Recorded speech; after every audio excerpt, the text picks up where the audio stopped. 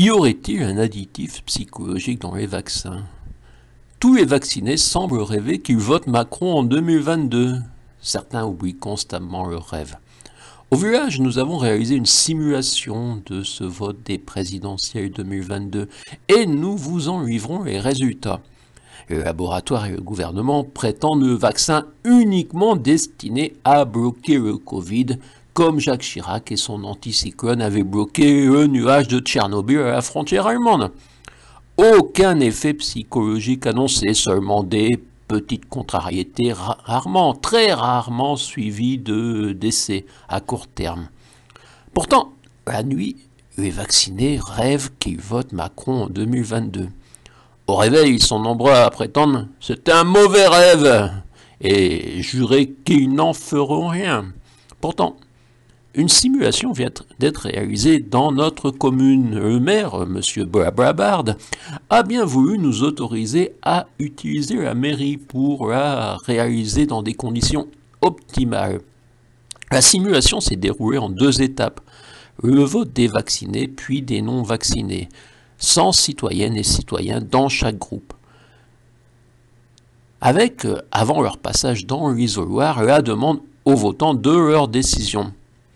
Alors qu'avant le passage dans l'isoloir, les résultats sont pour les vaccinés: Mélenchon 5%, Le Pen 6%, Macron 11%, Hidalgo 12%, Pradier 9%.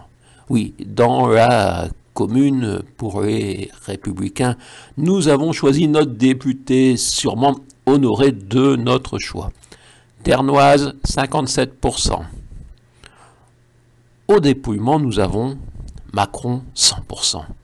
Étonnant, non? La même simulation fut réalisée avec des non-vaccinés, où les bulletins sortis des urnes reflètent exactement la décision avant d'entrer dans l'isoloir. Mélenchon 12%, Le Pen 5%, Macron 17%, Hidalgo 5%, Pradier 3%, Ternoise 58%.